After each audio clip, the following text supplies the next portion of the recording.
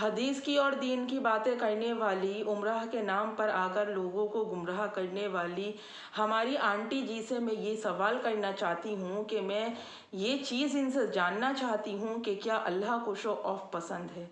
जिस तरह से ये अपने कवर्ड से रील्स में, जो आपने आप सबने इनकी रील देखी होगी, जिस तरह से ये कवर्ड में रील्स के दौरान रील्स ये अपने पैसे निकाल कर दिखा रही थी, क्या इस शो ऑफ को अल्लाह पसंद करता है? और जो पैसा देखा हुआ होता है, क्या वो इस तरह पैसे का दिखावा करता है? क्या आंटी जी कभी आपने अंबानी, अडानी या फिर टाटा बिरला को अपने पैसों को हाथ में लेकर रोड पर नुमाइश करते हुए देखा है? क्या कभी कैमरे पर आकर उन्होंने ये चीज़ जाहिर की है कि हम इतने हज़ार करोड़ की प्रॉपर्टी के मालिक हैं?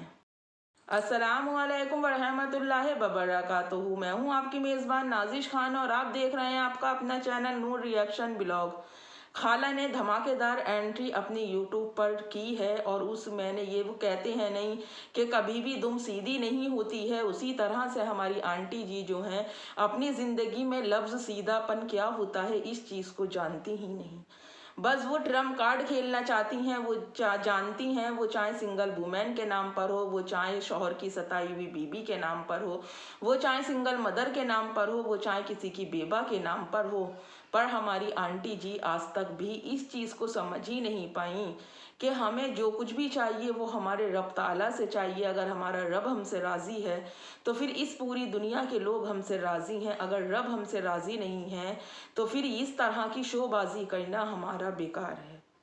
मैं अपनी खाला जान से एक सवाल करना चाहती हूँ कि जिस 15 लाख वाली ने गाड़ी खरीदी और उसकी गाड़ी को देखकर आपको हसद पैदा हुआ, आपको जलन पैदा हुई, जिसकी वजह से आकर आपने फ़ौरन ही ब्लॉग बनाया और ब्लॉग बनाकर आप कहती हो कि जब ये औरत एक गाड़ी खरीदने के ऊपर 10-15 ब्लॉग बना सकती है तो फिर इस औरत ने 15 लाख रुपयों की देते वक्त अपना कोई भी वीडियो क्यों नहीं बनाया?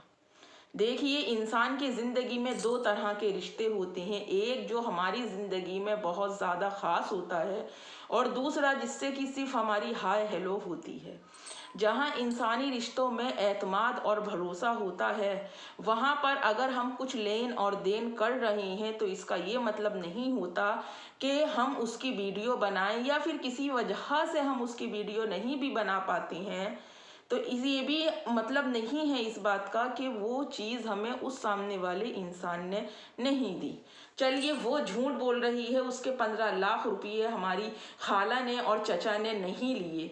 अब खाला ने कहा था कि 15 लाख रुपये वाली के देने के लिए मैंने 16 लाख रुपये अपने शौहर को दिए। तो क्या हमारी खाला ने आज तक भी इस बात का कोई प्रूफ इस सोशल मीडिया पर बैठकर दिखाया कि मैं ये 16 लाख रुपये अपने शौहर को दे रही हूँ ताकि वो 15 लाख वाली का कर्जा साफ कर दे? नहीं दिखाया ना। तो इसका ये मतलब है आंटी, अगर वो 15 लाख देकर झूठ बोल रही है तो आप भी 16 लाख रुपये के नाम पर गेम खेल रही हैं। ये पॉइंट भी नोट करने वाला है आंटी जी। अब दूसरी बात ये आ जाइए कि अगर उस 15 लाख वाली ने ये चीज़ कहकर बात को ख़त्म कर दिया कि मैं कुरान के ऊपर 15 लाख नहीं 15 करोड़ रुपये भी कुर्बान कर दूं, तो उसके बाद उस औरत ने नहीं कहा, पर सारे जितने भी यूट्यूबर हैं कहीं ना कहीं किसी ना किसी ने इस बात का मुद्दा अपने अपने चैनल पर उठाया।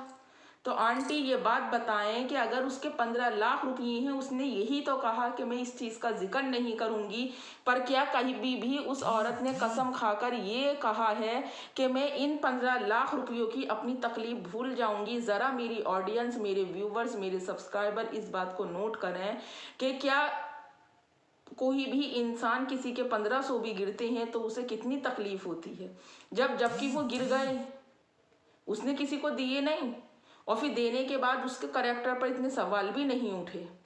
गिर गए वो एक अलग बात है, तो क्या वो अपनी तकलीफ भूल जाएगी? नहीं भूलेगी आंटी जी। और ये जिस तरह से आप अपनी रील्स में पैसों का दिखावा कर रही हैं, पैसों का शो ऑफ कर रही हैं, फिर आप दूसरों को पॉप करना नहीं भूलती, दूसरों के ऊपर बातें बनाना नहीं भूलती, फिर आप दावा करती हैं कि आप गीबत नहीं कर रही। अब तक भी उस 15 लाख वाली के ऊपर इन्होंने अपने कितने ब्लॉग अपलोड कर दिए, मैं अपनी पब्लिक से जानना चाहती हूँ। क्या रेहाना खान बॉस ने पलटकर इनको कोई जवाब दिया? नहीं दिया।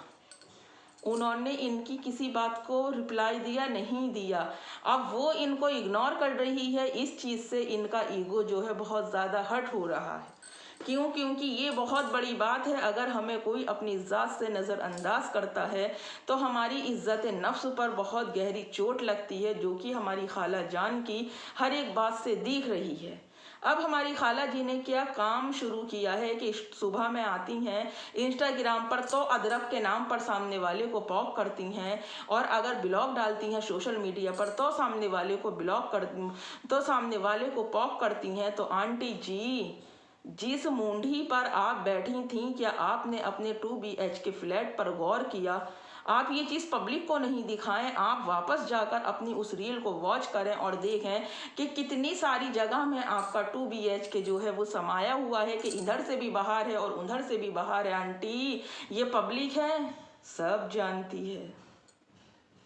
और गौर और फिक्र करने वाली ये बात है कि जब ये 15 लाख रुपये नहीं देना चाह रही, तो फिर उस पैसे की नुमाइश क्यों कर रही हैं? क्या आपने कभी देखा है कि अडानी ने, अंबानी ने, टाटा बिरला ने आकर सड़कों पर अपनी दौलत की नुमाइश की है? क्या उन लोगों ने कभी भी पब्लिक को ये चीज़ बताई है कि आज हमारे पास इतने हज़ार करोड़ की प्रॉपर्टी है और आज देश के किन नामवर लोगों में उनका नाम शामिल होता है? नहीं दिखाई। उसका एक रीज़न ये भी है कि हमारी खाला कहती हैं एक तरफ कि मैं गरीबी से उठकर अमीरी तक का सफ़र तय की हूँ, दूसरी तरफ कहती हैं कि मैं रयान इंटरनेशनल स्कूल से एजुकेटेड हूँ, दूसरी तरफ हमारी आंटी जी कहती हैं कि मिट्टी बाई कॉलेज से जो है मैंने ग्रेजुएट किया है। इतने इतने ऊंचे नामवर स्कूल और कॉलेजेस में पढ़ने के बाद आंटी जी, मुझे ये बात बताइए, फिर ये शो ऑफ करना कहाँ से सीखा?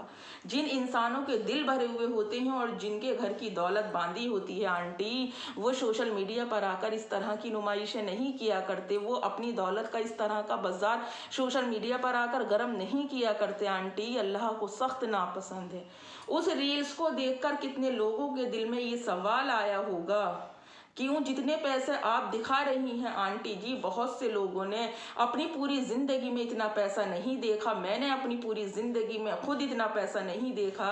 तो उन लोगों के दिल पे क्या मलाल गुजरेगा आंटी जी, जो अपनी ज़रूरियाती ज़िंदगी में पैसे के लिए तरस रहे हैं, जिन जो रुपए के लिए मोहताज हैं, और वो आपका ये रील्स देखें आंटी, तो क्या उनके दिल में और उनके दिमाग में नाशुक्री पैदा नहीं होगी? पर खैर छोड़िए, जाने दीजिए आंटी, आप क्या इन बातों को समझेंगी। अब आज जो मैंने आपकी एक बात और नोटिस की आंटी, वो भी मैं आपको बताना चाहती हूँ। आपने दौरान अजमेर शरीफ में कहा था कि मैं किसी का घर नहीं तोड़ी हूँ, और अयूब की फैमिली राज़ी थी, उनकी बीबी मुझे खाना बना बना कर खिलाती थी। अब जैसा कि हमारे चाचा जान कहते हैं कि उनकी बीबी तो फुल बेड पर रहती हैं और वो बीमार रहती हैं, जिसकी वजह से उन्होंने अपना दूसरा शरा किया। तो आंटी, वो आपको खाना बनाकर किस तरह से खिला सकती हैं, किस तरह से वो आपकी आओ भगत कर सकती हैं, जबकि एक इंसान खुद बेड पर है और वो दूसरों का मोहताज है? तो फिर आपकी खिदमत कहाँ कर दी, आपकी मेहमान नवाजी कहाँ कर दी आंटी? झूठ बोलते हुए थोड़ा सोचा करें। क्यों? क्योंकि ये पब्लिक है आंटी, सब जानती है।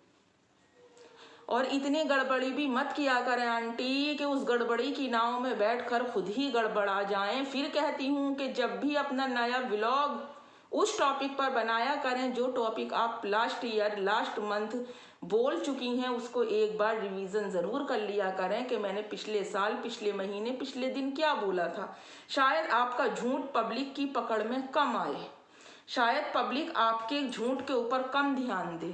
पर आपने तो कसम खा ली है आंटी जी कि ऐसे ही गुमराह करूंगी, पर यहाँ पर आप गुमराह हो रही हैं, पब्लिक गुमराह नहीं हो रही है आंटी जी। रात आपने अपने प्रीमियर में वॉचिंग तो देखी ही होगी, जिस औरत को पब्लिक इतने कमेंट्स कर रही है, जिसको डीएम करके इतनी विलेजिंग दे रही है, तो फिर आंटी जी आपकी उसमें प्रीमियर में इतनी कम वॉचिंग क्यों थी? इसका मतलब कुछ तो गड़बड़ है। आंटी, आपने उस इंसान को एक्सपोज नहीं किया जो आपकी आईडी में उंगली कर रहा था, छेड़छाड़ कर रहा था। आपकी आईडी के लिए बड़ी ऊंची, उससे भी ऊंची टीम को जो है आपकी आईडी उस टीम के हवाले कर दी गई थी और आप उसका नाम एक्सपोज भी करने वाले थे। क्या हुआ आंटी, कौन से चक्रव्यूह में फंस गए आप? खुलासा नहीं किया, पब्लिक को बताया नहीं अब तक भी आपने। अब दूसरी बात, अब ये जिस तरह से रिहाना खान बॉस को पॉक कर रही हैं, ये तो व्यूज़ के लिए पागल हो गई हैं। क्यों? क्योंकि इनके व्यूज़ जो हैं वो 8 लाख सब्सक्राइबर के आप चेक कर सकते हैं।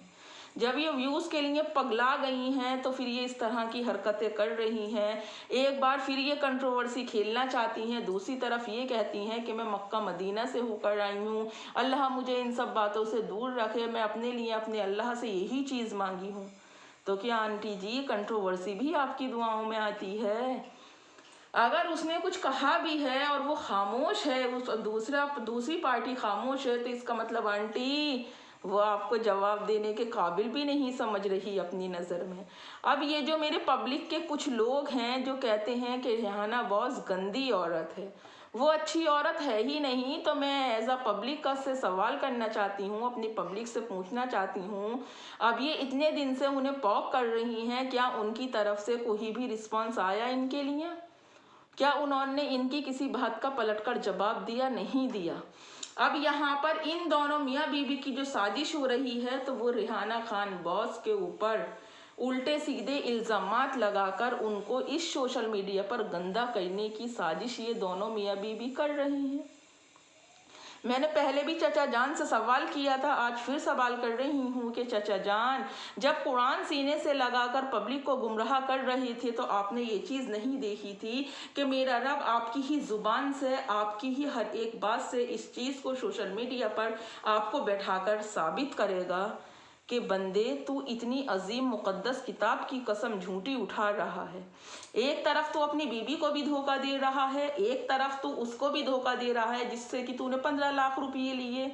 एक तरफ हमारी आंटी जी कहती हैं कि मैंने अयूब को बैठाकर खिलाया राजा बनाकर।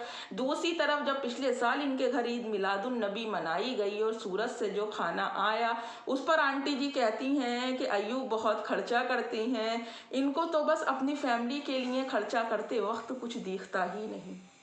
तो आंटी, कौन सी बात सच है आपकी कि अयूब नकारा था, वो बात सच है, या अयूब दोनों हाथों से किसी के 15 लाख रुपये लूट कर और आपके ऊपर लुटाता था, ये बात सच है? अब अगर इनकी इन सब बातों को इनसे सवाल करा जाता है तो हमारी आंटी जी को जो है बहुत ज़्यादा मिर्चियाँ लग जाती हैं। फिर वो लोगों के नाम पर जो है पर्चे फाड़ने स्टार्ट कर देती हैं, लोगों को बुरा भला कहना वो स्टार्ट कर देती हैं। और जो कि ये नई बात नहीं है, आदत और फितरत हमारी आंटी जी की पुरानी है। क्यों? क्योंकि हमारी आंटी जी जो है वो ख़ानदानी है, वो चाहे किसी भी कैटेगरी के ख़ानदान में आती हैं। और एक बहुत ज़रूरी बात, हमारी आंटी जी, कितनी मुद्दत के बाद में आपने कुरान की तिलावत करना शुरू किया है, जो कि कुरान पढ़ते हुए आपकी ज़बान इतना बहक रही है, इतनी परेशानी से आप कुरान पढ़ रही हैं कि जब से आप मक्का शरीफ से वापस आएंगे आपका एक कुरान भी मुकम्मल नहीं हुआ। कितनी सदियों के बाद में आपने कुरान खोला है और देखिए रब ने आपके मुंह से ये चीज़ भी कबूलवा दी कि आप सोशल मीडिया पर बैठकर कुरान की तिलावत मोबाइल में सुनती थी। इसका मतलब आंटी, आपको दिन नहीं, महीने नहीं, सालों गुजर गए थे कुरान को पढ़े हुए। और ये क्या आंटी जी, अब भी कुरान के बारे में झूठ बोलती हो? आपके शौहर तो कहते हैं, वही शौहर जो दूसरों के बारे में जब बात करते हैं उन बातों को सच्चा आप सोशल मीडिया पर सच्चा जाहिर करती हैं। तो इसका मतलब आपके शौहर जो कहते हैं कि ये कुरान नहीं पढ़ी, ये दीन के बारे में ला इल्म है, तो ये बात भी सच्ची है आंटी, ये पब्लिक है, सब जानती है। बताएं आंटी। और हाँ आंटी, जो दरूद शरीफ आपने ईद मिलादुन नबी के मौके पर पढ़ी वो मैं भी पढ़ना चाहती हूँ। एक बार आंटी जी अपने ब्लॉग में व आवाज़े बुलंद उस दरूद पाक को ज़रूर सुनाएं ताकि मैं भी पढ़ सकूं। क्योंकि आंटी ये तो दीन है, जितना सीखो उतना कम है। अगर मैं आपसे इस बात को कह रही हूँ तो खुदारा इस बात को अपनी इज्जत पर लेकर मत जाना, क्योंकि मेरा इरादा यहाँ पर किसी भी मजाक मस्ती का नहीं है। मैं वाकई उस दरूद पाक को खुद भी पढ़ना चाहती हूँ जिस दरूद पाक को पढ़कर आपकी ज़िंदगी में इतना सुकून आया। तो एक बार प्लीज़ उसका रिवीजन ज़रूर करना। और आंटी, अदरक अदरक खेलना बंद कर दो। अगर अदरक ज़रूरत से ज़्यादा इस्तेमाल किया जाता है तो आंटी जी एसिडिटी होने का ख़तरा भी बराबर रहता है। ऐसा ना हो आंटी, आप खुद समझदार हो। चलिए फिर अपने ब्लॉग और वीडियो का यहीं एंड करती हूँ। नेक्स्ट वीडियो में आप सबसे फिर मुलाकात होगी। तब तक अपना और अपनों का ढेर सारा ख्याल रखें और मुझे भी अपनी दुआओं में याद रखें। अल्लाह हाफिज़। आंटी, ये पब्लिक है, सब जानती है कुछ तो गड़बड़ चल रही है।